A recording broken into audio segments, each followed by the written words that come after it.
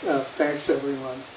It seems like we're all going to be relegated to history at some point, and I'll tell you, I'm already history with the wine country. They've been going on without me for a while now. You know, I figure the Historic Society probably covers a lot of subjects that go back quite a ways, and I will go back quite a ways. But in looking at this, I really wanted to be able to bring the story up to today. And the reason for that is it's all going to be history at some point. And so at least what I would like to say about it, I'd like to have recorded and so that it's there later on. So if you'll bear with that. Also, I started doing this show a few months ago for winery employees through Mount San Jacinto College. And so toward the end, it does get a little promotional and sort of like a pep talk almost for people who work for wineries. So just so you know, it's not all completely historic in outlook. And so I guess that's it. Okay. So we're not going to start actually in Temecula. Instead, we're going to start in Mexico. And in 1524, the conquistador Hernán Cortés saw that the Spaniards in Mexico were running out of wine, and he gave an order just for their new territories in general in that part of the world that 1,000 feet of grapevines should be planted for every 100 indigenous residents there. And so they were very serious about putting in vineyards, and you can bet that it was wine grape vineyards. In fact, they settled on a single variety, and this held true for several hundred years, a very obscure Spanish variety that nobody could actually find in Spain until recently. And it became called Misionero, or in California, the mission grape. And these vineyards were planted under the direction of Franciscan and Jesuit priests. And so you can see there, this is actually at an old winery in Mexico. In fact, the oldest winery in Mexico, Casa Madero. And this is the first commercial winery. What is it, probably about 90 years after the first vineyards were planted was the first actual commercial non-church winery in Mexico, 1597. And the reason I'm pointing that out is just to consider that this is about 200 years before anything happens in California. So we don't realize kind of sometimes how long that whole takeover and the influx of the Spaniards into the New World was. So about 1779, pretty exactly actually, mission grapes were planted at San Juan Capistrano. And some people say San Diego at an earlier date, but that probably doesn't hold true. But you see here, this is a grape sump pit where they would press the fermented grapes out into the pit, and then later I guess they could have a way of pumping it out into barrels for storage. And so this was 1820. And actually, about the same time, we don't know exactly, but we think about the same time was the first vineyard planted in Temecula under the guidance of the Mission San Luis Rey. And what we do have is a legal document, so we're going into Temecula Valley now. And there was a legal document when they took the land away from the missions, when it went over to Mexico, and they gave the land mostly to the indigenous residents who had been along with the missions. And so this area here, about 2,200 acres, was granted to a Temecula Indian named Pablo Apis. And this is unusual. We know from a later document that this was accepted, but this was an existing vineyard already in 1843. And about 10 years later, it was now the United States, and there was kind of a long legal fight, but he was actually granted this land. And this is unusual because unlike under the Mexicans, the United States government did not look so favorably on the native population. In fact, quite the opposite, and yet Pablo Apis and his family prevailed over this property. So it had a vineyard, we don't know of what size, and from an earlier date. And sort of within this same time period, the first commercial one, oh, there's the Pablo Apis adobe, and I put this in here, it's not wine, but this is probably right about where we are right now, right close to this area. Is that correct? Yes, that's how it looks to me. We're Yeah. on the north side, and that's on the south side. Yeah, okay. And you can, yeah, so. And here's Jean-Louis Vignier. And I have him in here. He was the founder of the first commercial winery in California and Los Angeles. And the vineyards around the state and also continuing long after that were mostly planted still to the Mission grape variety. But he brought in varieties from his native Bordeaux, France. Some people say there were Sauvignon Blanc and Cabernet Franc variety. I think others are not sure about that, but they were French wine grapes that I'm sure were quite a bit better than the Mission variety. Here is Rancho Aliso up in Los Angeles, and it had a good-sized winery that shipped wine all over the United States. The reason that I bring him up is, let's see, in 1846, he purchased Rancho Temecula, and in 1848, Rancho Palma. And if you look at Rancho Palma, you can see there's an overlay of today. Here's the freeway and Rancho California Road, Highway 79 South. This is pretty much wine country today, is Rancho Palma. And so here's a guy who has a winery and vineyards, and it's, his name actually even means vines in French. And so it's the supposition is strong that he was looking out to this fairly remote area to start a vineyard operation and winemaking operation here. He died before that ever happened, and it passed on to sheep farmers after him. So it's interesting to look at this, the shape of these Mexican land grants. Here's the Apis, which is Rancho Little Temecula, and compare it to the American viticulture area of today. And there's some similarity to the shape of the two. And so that was held on to. So staying with the more current times, here we are now in Temecula, 1894. And I call it current because around this time was the planting of the oldest vineyard that actually still exists in Temecula. And this is the Casas vineyard, probably planted fairly close to where I imagine this picture of the Maccaro family was taken, Mark Maccaro's family. And here's a picture that Rebecca took of the Casas vineyard. It was 22 acres originally. It's now about 2 acres. Whoops. And it's mostly it's a mixture of Mission and Zinfandel grapes. Planted. Some of the stories the family has are interesting and but not correct, I'm sure, and others, who knows. Anyway, that's the nature of history. So, I think it was pretty much just a home industry until Prohibition came along in 1919. So absolute prohibition against making and selling alcoholic beverages.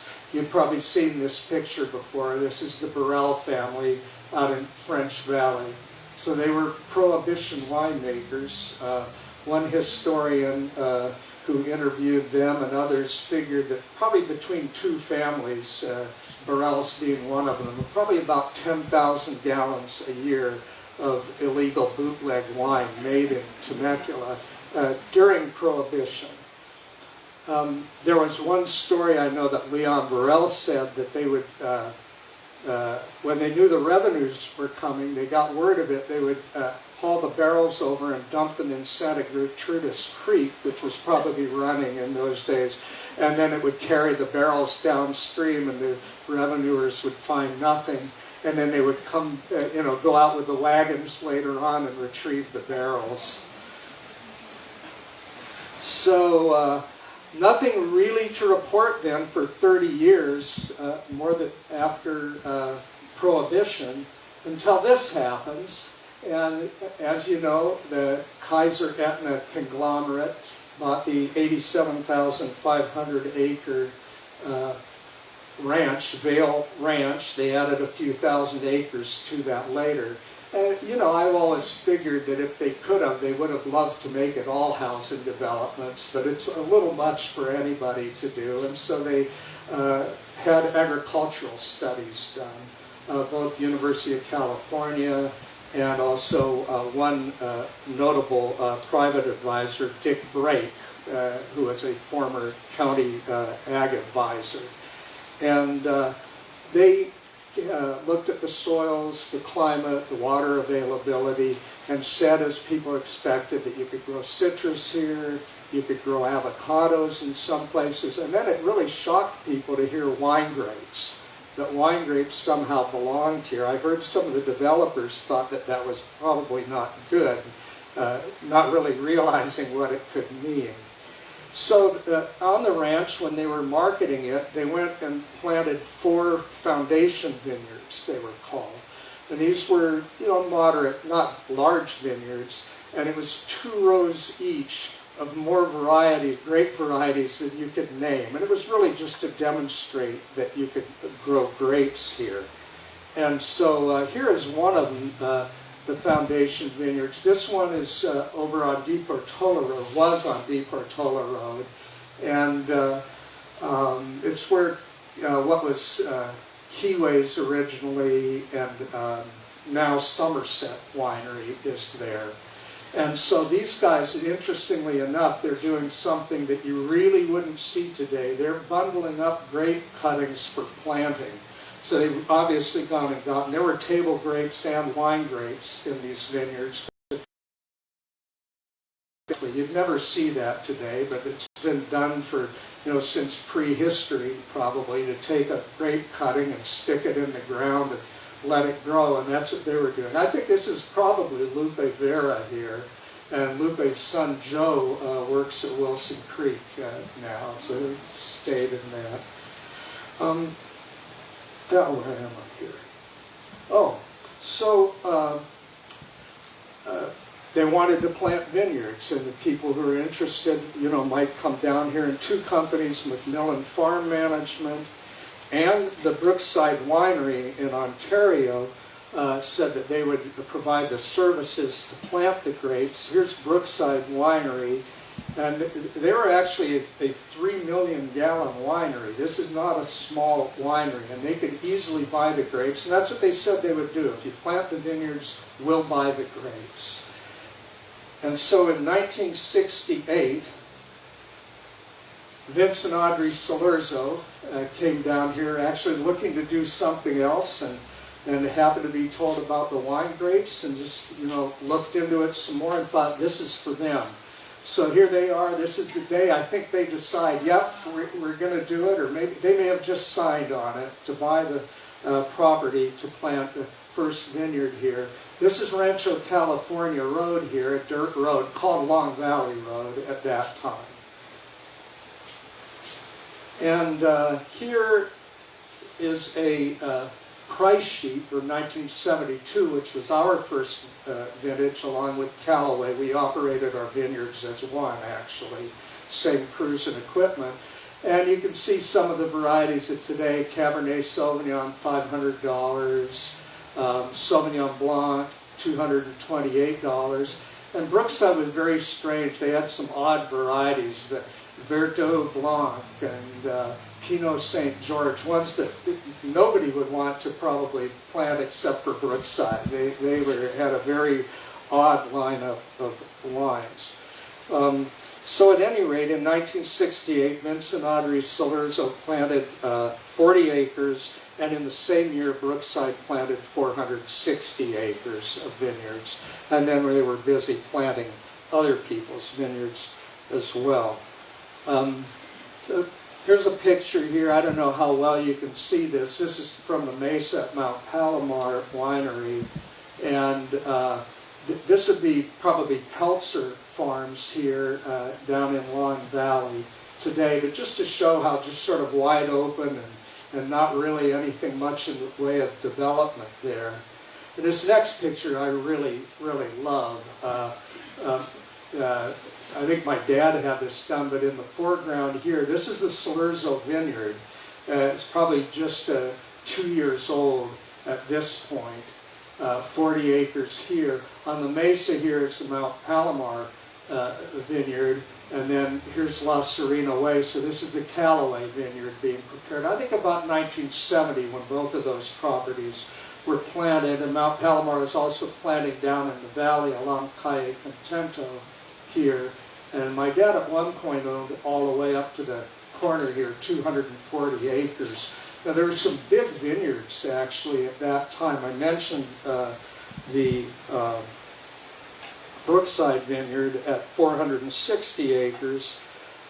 But there was even bigger was Bell Ranch, which is out kind of where Warren Road and Burrell Road turn, and that was over 600 acres there. And then the Brookside Vineyard, and then the third largest was my dad's vineyard, the Poole Vineyard, which he called Long Valley Vineyard originally, and then the Callaway Vineyard. My dad, though, 240 acres, and any idea what he might have paid per acre in those days? Well, the first 80 acres he paid $900 an acre, and then after that he was paying $1,200 an acre. So you know, this was, if you wanted to get in the wine business at that time and you weren't, you know, really wealthy, you wanted to be here and not in Napa Valley. Okay. So here's planting actually in our vineyards. This one is available in a number of places, and then I came across the photo among my dad's photos, and I'm going, that is, I thought it might be our vineyard, and it is. And you can see a little differently from today. There's a wooden grape stake at every single vine, and it's not quite done that way anymore. And then this slide here, probably 1971, as I said here, you can see there's already some vines in here. This is on the Mount Palomar property, but I included it for this group because here in the front, this is all barley, dry farmed barley. And a lot of people, they hear, well, it was a cattle ranch and then the citrus and vineyards came in. But actually, families like the Roripas and the Burrells were forming a great deal of dry farming grain, thousands of acres of dry farm grain. And so this was there on the land my dad bought, and of course they let them harvest it, and then it was planted. That's the same area there. Okay, catching up here. So here's three people really important to this time. On the right, Philo Bion, he's the I guess you call him the kind of the godfather of the Brookside family. And he was very proud of their new, more modern vineyards, unlike the ones they had in the Cucamonga, Ontario area. In the middle is Vince Solerzo. Now, this was obviously not taken in 1968, if you knew them. But nice, I don't know when they got together here, but it's a nice picture. And next to Vince is John Moramarco. John came here originally working for Brookside and actually oversaw planting of a lot of the vineyards. And then he went to work for my dad and Ely Callaway in the joint vineyard operation. And then once the Callaway Winery opened, they lured him over there. And it was a good move for him. He was going to do better there than he was with us. But I was very close with John anyways. We remained a good friend. Okay, so here we are. before the mid-1970s, there's already 2,800 to 3,000 acres of vineyards planted in the area here, and no wineries, none at all. So the grapes are either being sold to Brookside or they're being shipped up north to larger wineries. So then the first winery is 1974, Callaway Vineyard and Winery. There's John Moramarco and Ely Callaway together there. They have a 145-acre vineyard to supply the winery, but that's not going to be enough even in the beginning. And so they're also buying grapes from us and a little bit from others, some from the Bell Ranch, owned by Leonard Spotcheck. That's the really big one. The Callaway Winery, I tried to get an early picture of it and I couldn't find one, so they didn't have this. But this here is pretty much what the winery was in 1974. It's a big winery, 350,000 gallons of storage capacity plus the barrel storage capacity just to begin with. And so within a few years they were producing and selling about 80,000 cases of wine a year. Now, if you consider that today, with all the success of the Temecula Wine Country, the largest winery here, South Coast, does about 65,000 cases. So this was meant to be a big-time operation. So let's see here. Oh yeah, well, Ely Callaway, Forbes magazine, not me, Forbes magazine called him a born huckster. And he really was. I mean, he knew how to market. He took anything that was different about Temecula, anything that was different about Callaway Winery, and marketed it as being obviously superior. So Temecula could plant their own rooted grapevines. They didn't have to be grafted on rootstock. And so obviously this gave you something better, more pure, true variety flavors, unlike those lousy places like France or Napa Valley. So, and also he had a German winemaker, and the German winemaker said, well, we can get barrels made in Germany from German oak, which nobody ever used this, and so that was better. And so another thing that Ely Callaway had was the Rainbow Gap. And why do I say that Ely Callaway had the Rainbow Gap? Because it's my belief, my dad told me this, and I think he's right, that nobody ever talked about Rainbow Gap before Ely Callaway came along. But my dad told me Ely Callaway wanted his own gap, and the problem was that Brookside Vineyard in the first wines that hit the market, they weren't called Temecula, by the way, they were Rancho California was the appellation, and they touted the weather that came through the Santa Margarita Gap here. And my dad said, well, Ely Callaway wanted his own gap. And so it's a pass, it's really not a gap, but you know, I'm just saying this now because it's Rainbow Gap from here on out. Nobody's going to call it anything different. But it was sort of an invention of Callaway. So another thing that he did, which was not so much of a twist, but a pretty great thing, is this is his outside sales staff. And these are the people that call on restaurants and stores. And I'll tell you, I mean, around this period of time, I was out I'd worked in the vineyards, then I worked in the winery. So along about year 5 at the property, I went out and started doing sales. And I mean, I heard about these people. It was all men out there selling wine and spirits. There were no women. And so we got one guy, Jim Russell, who's the Ed Russell, the sales manager's son, and everybody else were the women. And, you know, whatever people thought about them, they did a terrific job. And I don't think you would find today any winery, even today, dominating Southern California wine lists in restaurants the way Callaway did in those times. So in spite of all of this and the type of winery they were and the size, the tasting room was a single-wide mobile home up on concrete blocks.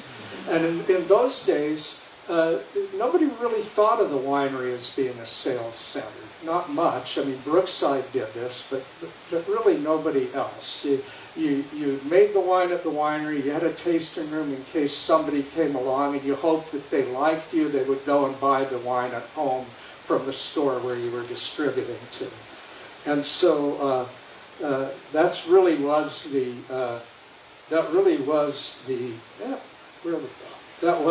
focus of Callaway, really, was to do the outside, the wholesale sales. Here's Ely Callaway pouring some wine.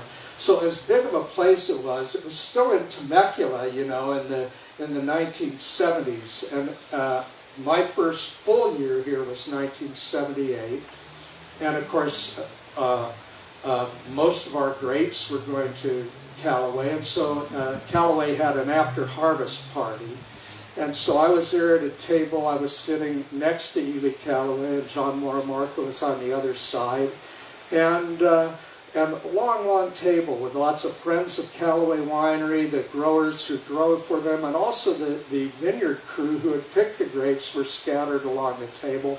And all of a sudden, this beater car comes flying into the parking lot, just going fast as hell toward the back end of the parking lot, and right behind it was a Border Patrol vehicle.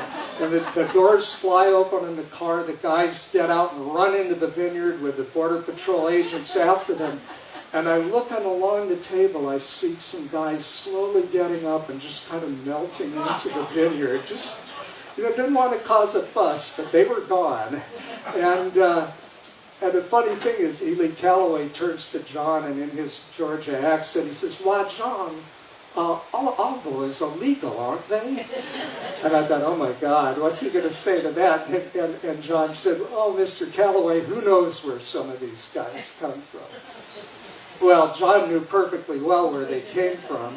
And actually, the way it went in those days is if one of your workers was picked up by the Border Patrol on Tuesday, they'd take them in, they wouldn't sign the documents, so they'd just send them right back to Mexico and dump them in Tijuana, and they'd be back at work on Thursday. And you could count on it. So the second winery, 1 year after Callaway, is the Mount Palomar Winery that my dad founded. And this is a postcard. I actually found this on the internet, and so it kind of says what my dad was trying to do. He was trying to make the winery a destination. And so the postcards were part of it. Also, here, starting just this part of the building and to the right, is the first actual permanent tasting room in the valley, not a mobile. We had a mobile home too until that was built. But so before the tasting room opened, my dad and John Moramarco went up on the hill overlooking Rancho California Road, and they wanted to see, well, how many cars are going by that we could maybe, you know, entice to come in with our sign and come and taste and buy wine. And so at the end of the day, they added it up, and it worked out to 2 cars per hour passing by the winery. So my dad knew he was going to have to advertise, and so he had tourist brochures and racks all over Southern California. And so, yeah, when it opened, it was a big deal in the local newspaper. It's my dad here next to an old grape press, and he liked this. Unlike Callaway, where everything was kind of modern, cutting edge, my dad wanted to have an instant old winery. He wanted it to have the kind of old winery feel and tradition. He bought old tanks and so on. And yeah, kind of unfortunately, the winemaking was probably a good 25 years or so behind times too, but you know, we were trying our best. What I like about this is the date line here, Rancho Temecula. So Rancho/Temecula, so nobody's really sure what to call the area here at that time. So here's a Callaway. This is sort of illustrative. The Callaway label, it's got nice silver foil, very clean, you know, clean graphics, nothing to complain about. And here's the Mount Palomar label. You know, it's kind of funky. It's, you know, not going to win any label design contests probably. And it's a wraparound label because we couldn't afford the type that puts a front and back label on, so one label anyway. So 1970, so this is 1975. 1978, the third winery comes along. That's what you think of as the Salurzo winery, but it was Salurzo Ticoni actually the first year. And although I was pretty new at the winery at this time, my dad said, well, most of the grapes go to Callaway. I'll put you in charge of selling to anyone else who wants to buy grapes. So the Petite Syrah grapes on this 1978 wine came from our vineyard. The Salurzos had sold their vineyard before this time. They didn't have a vineyard. And so what I learned in 1978 really quickly is that Dr. John Piccone and Vince Salurzo could not make wine together. And I mean, I got an earful about that. I was just, yeah, okay, well, you guys will handle it. And by the 1979 vintage, this is a 1980, but by the 1979 vintage, it was Salurzo Winery. And Dr. Piccone, a few years later, opened his own winery, which is Miramonte today. So moving on here, let's see. Oh, there were some other wineries at the time, and they really never get mentioned much. There was a little tiny one in Hugo Verdeman's basement called Hugo's Cellar. I think it lasted one vintage. And then there was Mesa Verde Winery that later became Van Rokel, and it's now Avensol. I think it's called, or Avensole. I'm not sure how they say it. But that was interesting because they built several buildings, a standalone tasting room of good size, a little shop off to the side, and a pretty good sized wine production area, all made without permits, all built without permits. And they ran for about 2 years until the BATF, Bureau of Alcohol, Tobacco, and Firearms, figured out that the sort of silent owners behind it were using it to launder drug money that was coming in from the Cayman Islands. And so it was closed for a number of years until the Van Rokels bought it. So 1980 anyway, Hart Winery comes along, and they turned out over the years to become a really excellent winery. In the beginning, they were making pretty good red wines for the time. And also 1980 Filsinger Winery, and Dr. Filsinger made some pretty nice white wines, again, for the time. And then 1981, Culbertson Winery is Thornton today, but Culbertson Winery, the Culbertsons wanted to make champagne, and although the champagne was really good, it's a pretty narrow focus. I don't think it really hit what people wanted so much, but it's certainly a very nice looking facility, and within about a year they had built the restaurant here that had a chef and was making good food. So this was really kind of an upscale thing for Temecula. Now John Thornton was always the majority owner in this, and within a couple of years there was some problems, and so then it became Thornton Winery, which he already owned at least 80% of anyway. So 1984 comes along. As I said, we had the Brookside wines were Rancho California set on the label. And because there wasn't an appellation system in the United States, the federal government finally said, we want to do this. We want to have these registered areas. And so in 1984, the Temecula American Viticulture area was approved by the Bureau of Alcohol, Tobacco, and Firearms.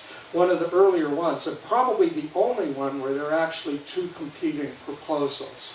So Macmillan Farm Management did an excellent job with their proposal, and they proposed one 33,000 acre appellation, which you see here. And Ely Callaway also had the same 33,000 acres, but he called it Rancho California, and then he had a little Murrieta appellation here, and he had a little Temecula appellation kind of here, and as sub-appellations within the large one. So not only was Rancho California a made-up name, not a historic name, but when they accepted the Macmillan Farm Management appellation, they made the note in the Federal Register to say Callaway cannot have his own appellation, which they saw that's what he was trying to do.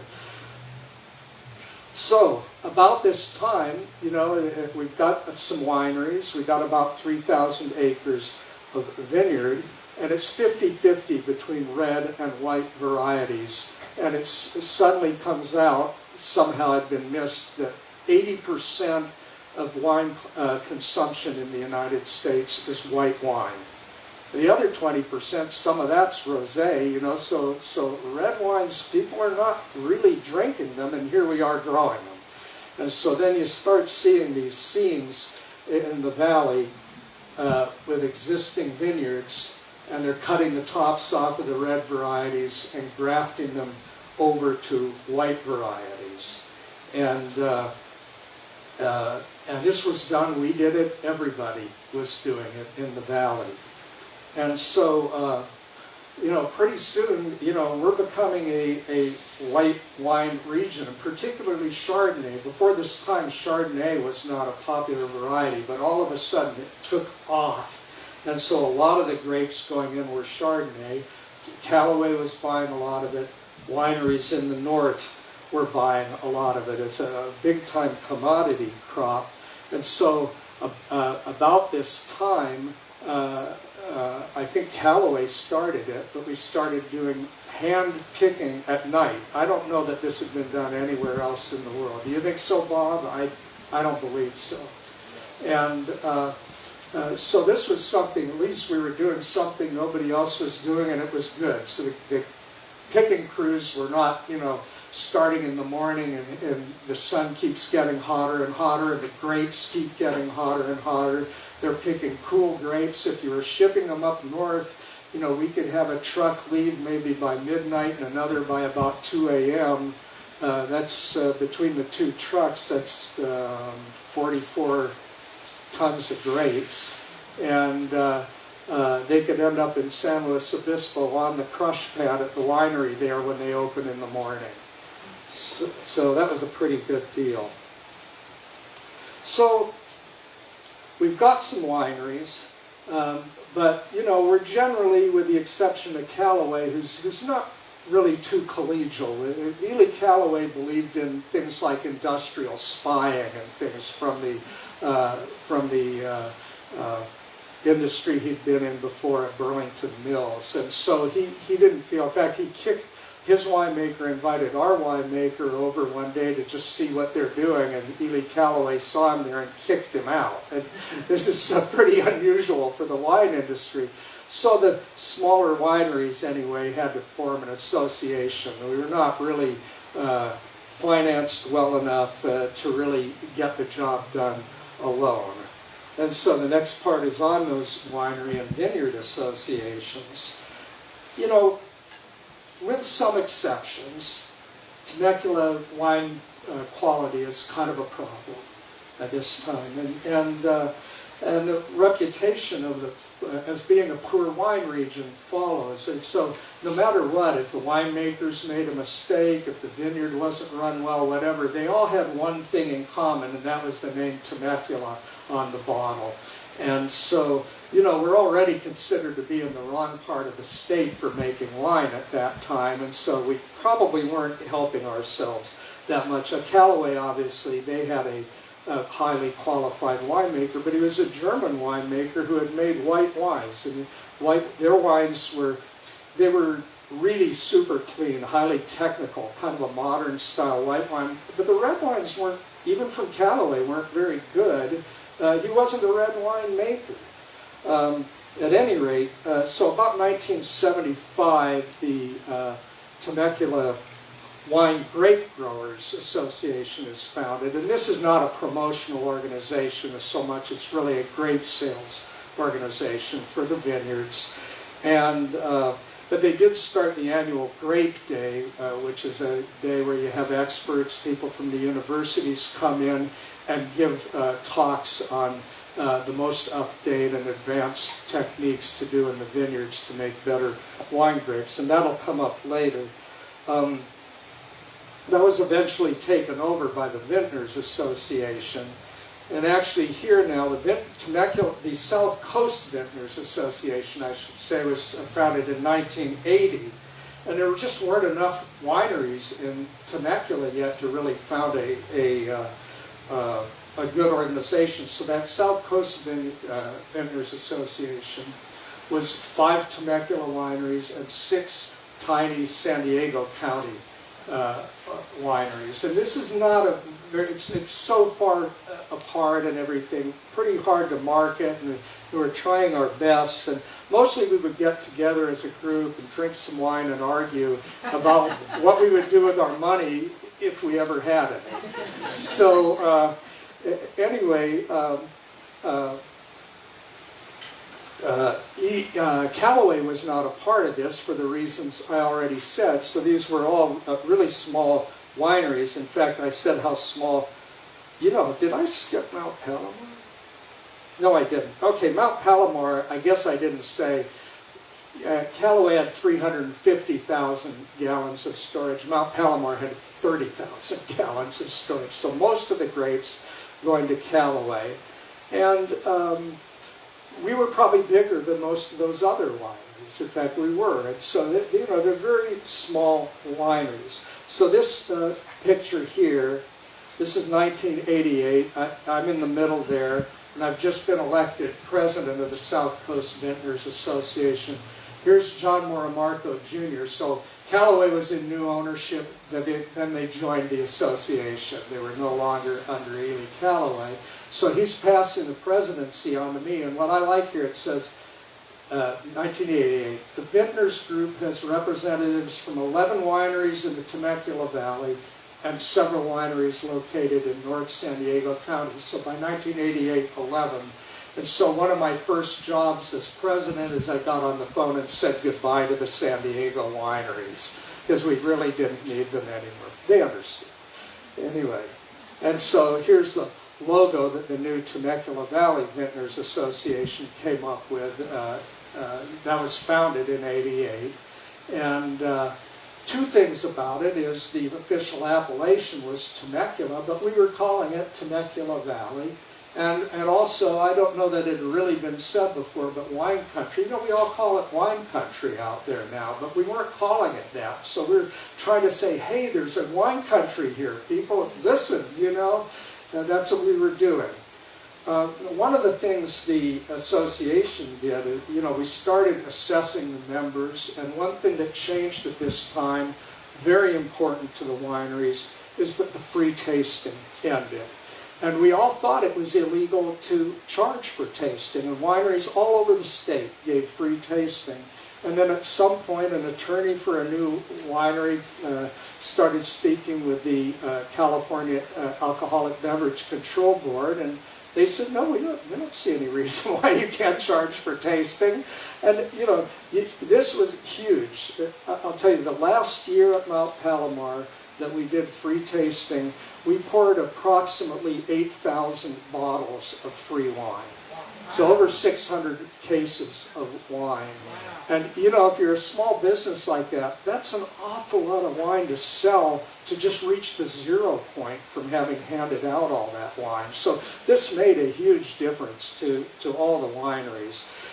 Other thing that happened was we started looking at, the city of Temecula was already formed, and they were sort of looking at wine country as being in their sphere of influence. And they came to a vintners meeting. It was actually held at Mount Palomar Winery, and said, you know, we'd like to work with you guys. John Moramarco was dead against it. He says, no matter what their goodwill is, a city has a different way of looking at things that's going to be incompatible with the wine country.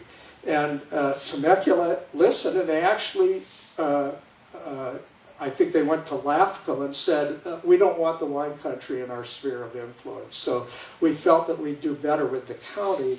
And with the county, we formed what was called the Citrus Vineyard Zone. And these were regulations that put limitations and allowances on wineries being developed, but also limitations on the size of parcels that you could go down to. So as the idea was to protect the wine country, Now, this is a recent shot, but it's more or less what we were looking at then. This is Butterfield Stage Road, and it's just, you know, full-on development. There's no transition zone. And so we thought, well, we don't want the transition zone to end up back in here somewhere, you know. And so this is what we ended up with. The really green ones are citrus. And this is all some pretty good-sized vineyards heading east and also north. It doesn't really show up. This is Dofo Winery. This is where that Bell Ranch was that I was talking about. You can almost see they had a whole section here, 640 acres.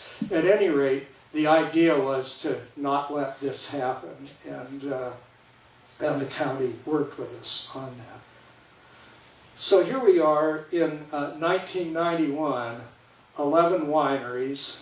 This was, I think, in the press enterprise in 1991. And actually, by the time we get to 1999, there's still just 13 wineries. This is 25 years after Callaway comes in. There's just 13 wineries.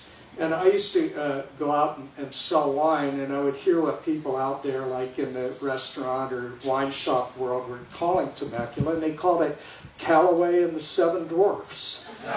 and so, you know, Callaway owned or bought 50% of the grapes being grown in the valley.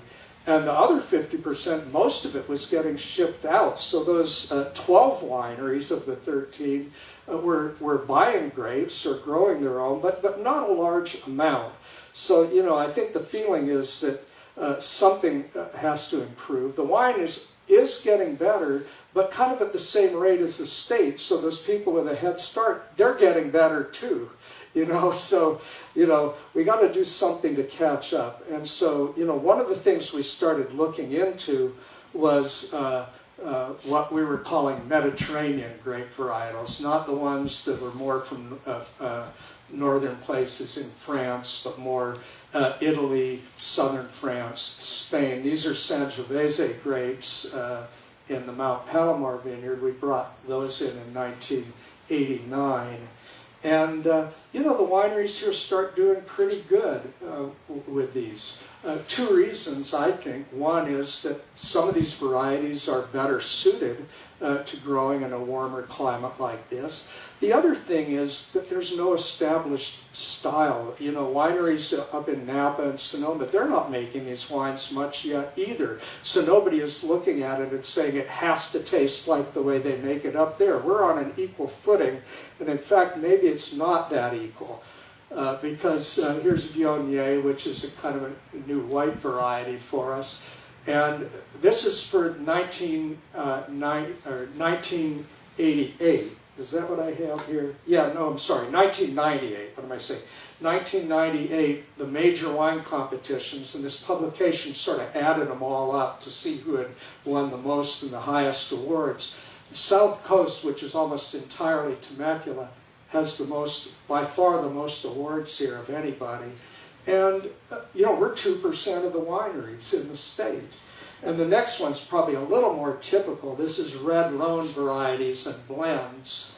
And so a lot of other people are making those. You can see California Appalachian, South Central, Sierra Foothills, Sonoma, whatever. But South Coast is still winning the most in that. And so it's a good direction for us. So in spite of that, it's still really a white wine region. And in fact, Callaway is making by now and selling 300,000 cases a year of wine. And of that, 200,000 cases of it are this one wine, Callaway's Chardonnay. And so, you know, in fact, they have a slogan that they proudly proclaim was white wine, it's all we make, which is true. They just stopped making red wine. And so it gets to the point where 60% of the vines in the Temecula Valley are that one variety, our Chardonnay variety.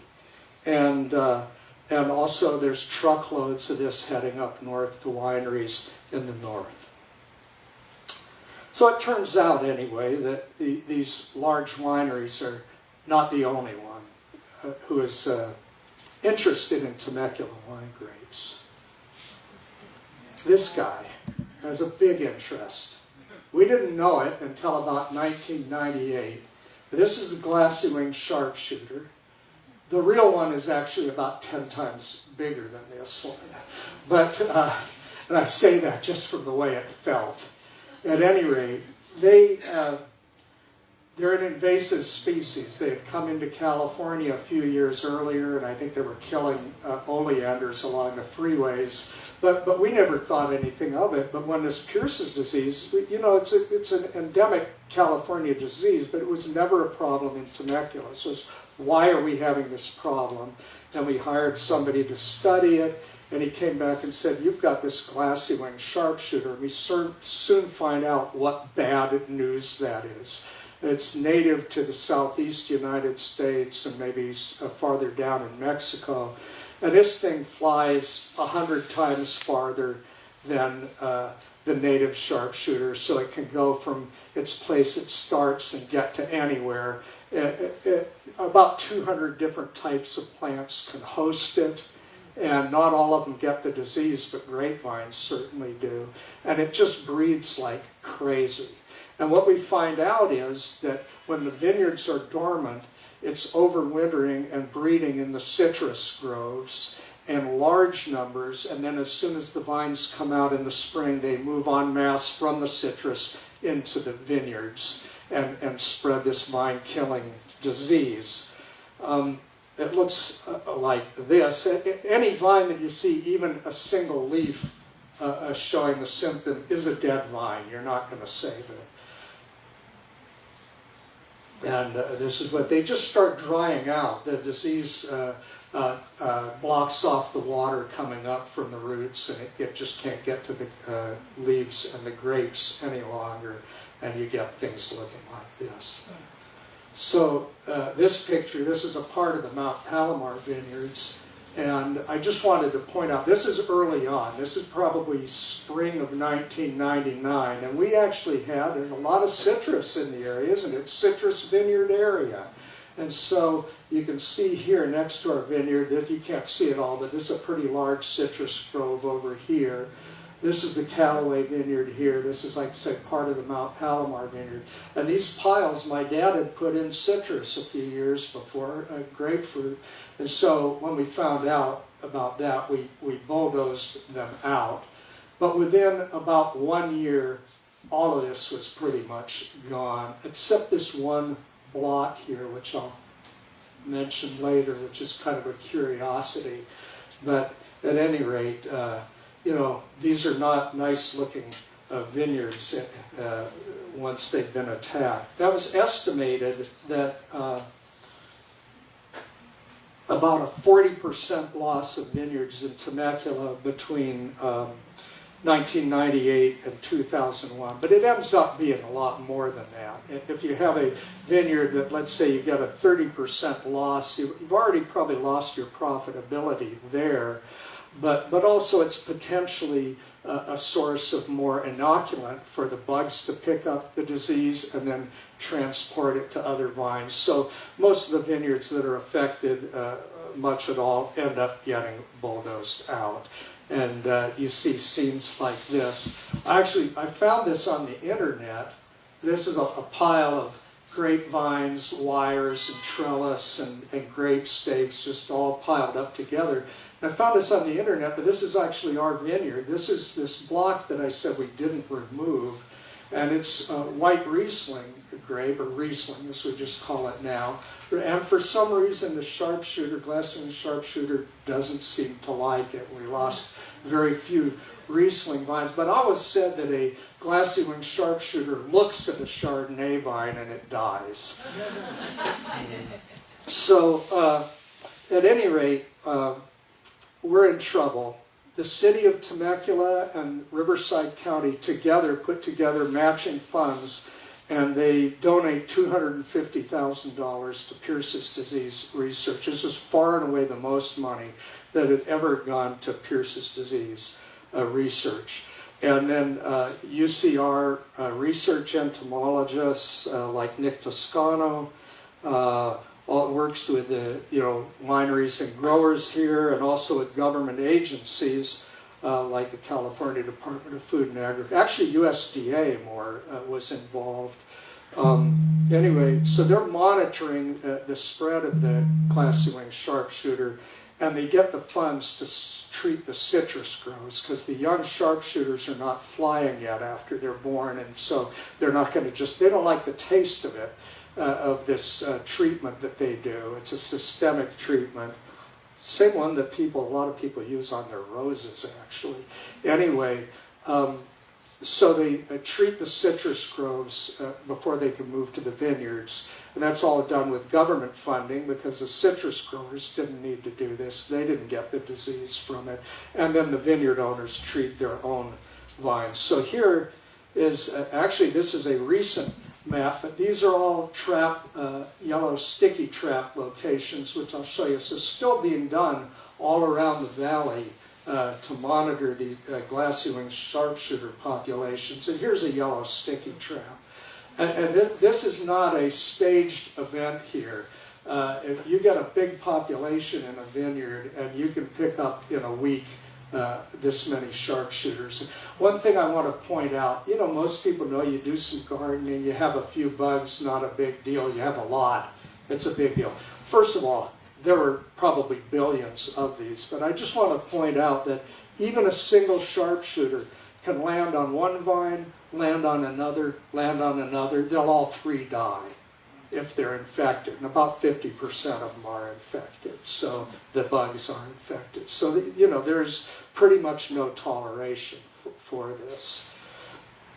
So, I was at a Temecula Valley Vintners Association meeting at Callaway in 1999, and John Morimarco came from his office somewhere upstairs in the building and walked into the meeting. He was never really part of these. Walked into the meeting and basically said, you guys better get your act together. If you don't, Callaway's going to form their own association and we're going to pull out. And then he told us what we needed to do. And he said, you guys need to form one organization with the Temecula Valley wine grape growers and the Vintners Association together. And this was kind of a shock. We talked about it and thought, as much as we didn't like the threat, he's probably right.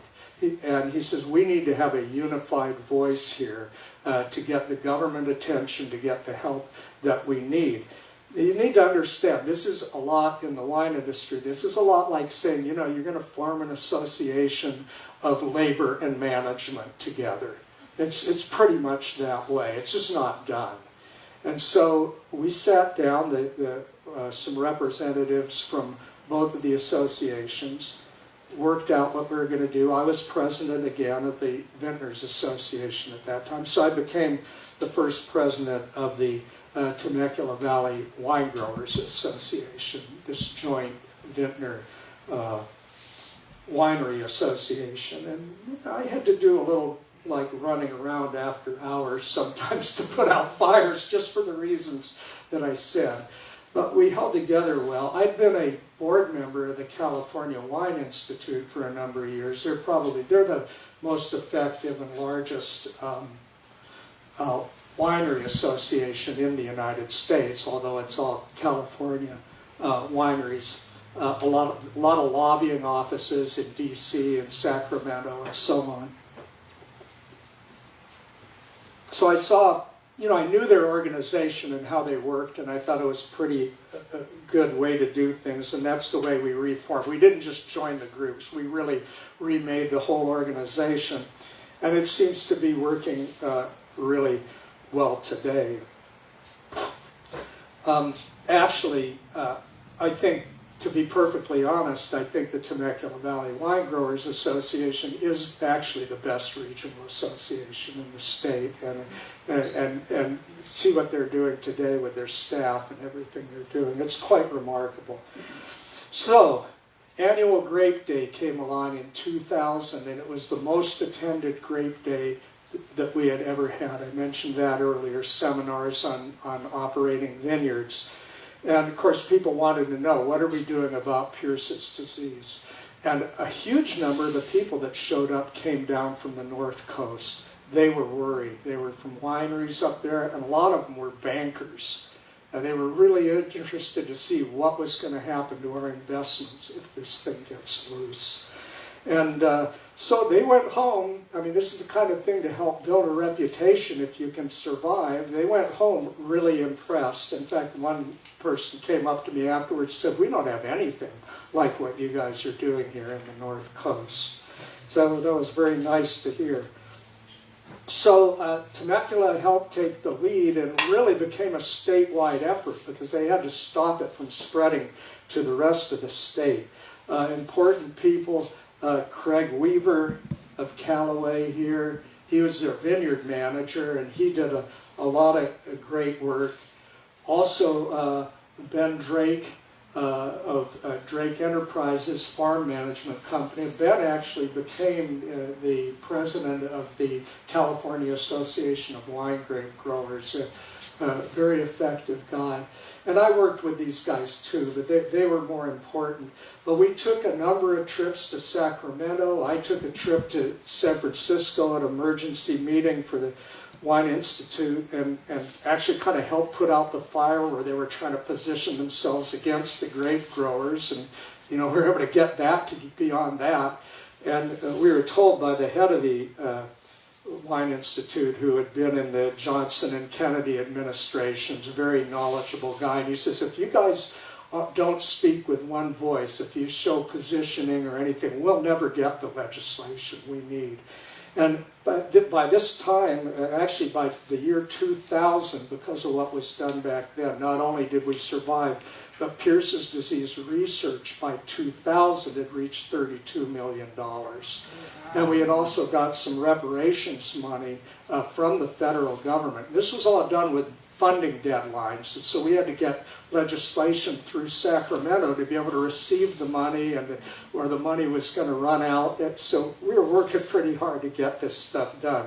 This next slide I'm going to show was actually from the California Department of Food and Agriculture, just to let you know what was going on. 1999, before the program, they started talking about the monitoring and treating program. Say goodbye to California wines. That's what we were faced with. But we didn't say goodbye.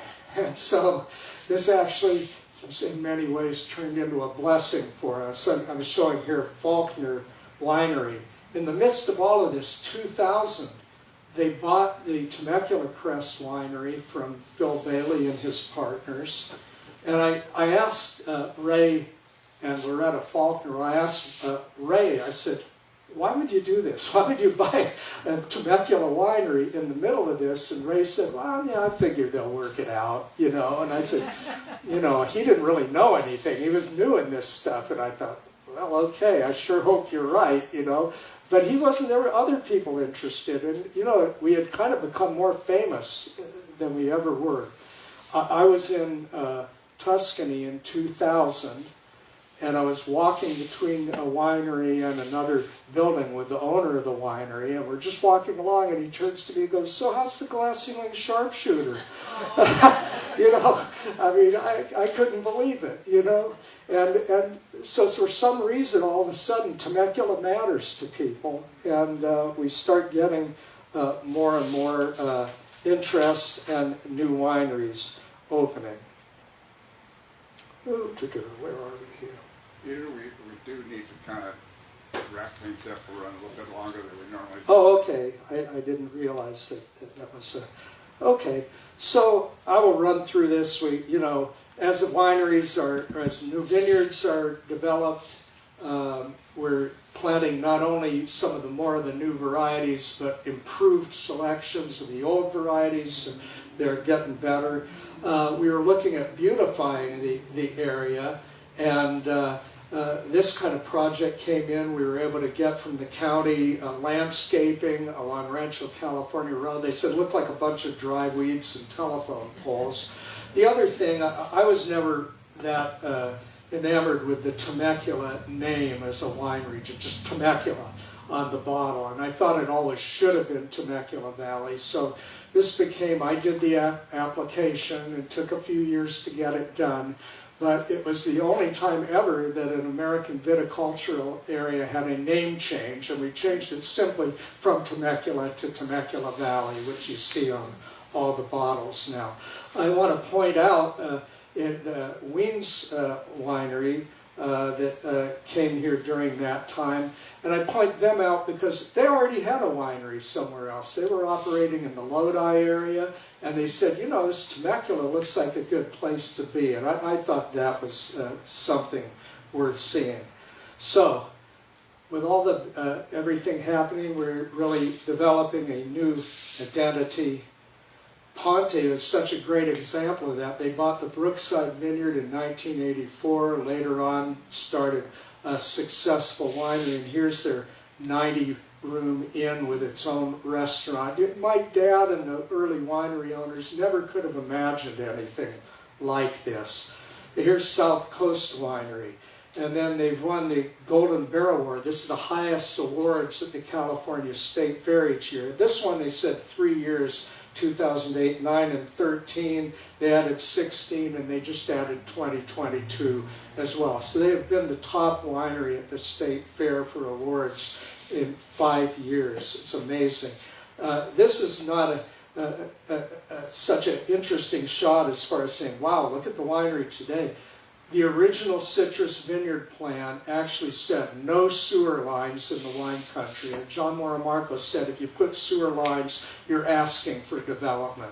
Well, this sewer line being put in by the Eastern Municipal Water District is to serve the wineries, to serve the hotels and restaurants. What a different scenario from what we first thought.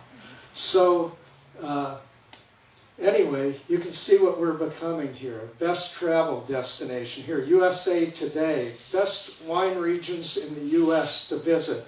Number 4, Temecula Valley. And I just love these. You know, they show, this is from the Wine Growers Association website. But they show people who love what they're doing and are, you know, dedicated and professional. And, you know, they don't need any Northern California area to tell them whether they're good or not. You know, we know who we are. Like Ely Callaway would say, we don't need those other lousy areas to tell us who we are. And I love this one. This is Salurzo Vineyard originally, so 1968 in the same area, 2018, 50 years in the Temecula Valley. And ending with something John Moramarco is quoted as saying, and John was really kind of my mentor in the vineyard operation. I'm choking up anyway. Water separates people, but wine brings people together. And in Temecula, regardless of what the weather is, it's a beautiful day. Okay, so thank you very much. So, I don't know, do we have time for any questions? Sure. Okay, or comments or protests, we always say that as well. I have a Yes? question. The first area of Macaro, you said that was the original winery and that's still here? No. All I was saying, I was just pointing out that this was Temecula at that time, and it was like 1896, and there's a vineyard today here in Temecula. It was from that era and still producing grapes. Actually, the Hart Winery has more recently been making some wine from that vineyard. Okay. Yeah. I Yeah. always thought Hart was the oldest, that's all it was. How's the water situation out in the vineyard now? Well, you know, we're all kind of in the same boat together. I actually had a slide here, and you know, in spite of what I did, I actually took some out for brevity. But one of the slides showed water recharge going on out in the Palomar Valley, and so you know, we do get. Not everybody gets dual source water, but we do. We get Northern California water, and we get Colorado River water, which is questionable now. But you know, we also have a large underground aquifer here. And I mean, like anywhere, you know, it's limited and it's under pressure. But as soon as Kaiser Aetna formed the Rancho California Water District, and there was quite a small population here, a couple of thousand at most. They were buying water they kind of didn't really need yet from the Metropolitan Water District, and they were running it into the grounds, into the recharge stations. So over the years, you know, I mean, you know, do we have to worry? Yeah, probably, but we're probably in better shape than a lot of other places. You think so, Bob? Yeah. Yeah. Thanks to the, what is it, toilet, not toilet to tap, all that. The reclaimed water? Yeah, the reclaimed water. Yeah. Back into the ground. Yeah, that's right. Yeah. Yeah. So was the Ponte vineyard you were talking about, the purchase from Brookside, was that one of those demonstration vineyards? No, it wasn't. The demonstration vineyards, if I remember, they were probably about 4 or 5 acres, something like that. Huh? They were by where the roundabout is, weren't they? Yeah, there was one right there, actually, where Carter Estate is now. Was one of them. Was the only two I saw all 4 of them. The only 2 I remember the location is the one there at Anza and Rancho California Road, and the one over on De Portola that I have the picture of. But no, those were small vineyards. The Brookside vineyard, like I said, 240 wasn't it? I think it was 360 acres, yes, no, 460 acre vineyard, so yeah, no, much different size. And you know, for a long time, and I think most of the Ponte vineyard, I think, has been replanted. But there's still some, yeah. Yeah, there's tremendous gnarly old vines that go all the way back to 1968, yeah. Okay. Okay, well, thank you very much. Does your family still own? Oh, no. Palomar? Pardon? Does your family still own Palomar No, actually, after my dad died, you know, I was the only one in the family other than my dad. Am I there? Yeah, other than my dad that ever worked there, and I actually had a lot more years there than my dad did. But the other family members, we had a big family, and they were all shareholders, and they wanted to cash out, you know.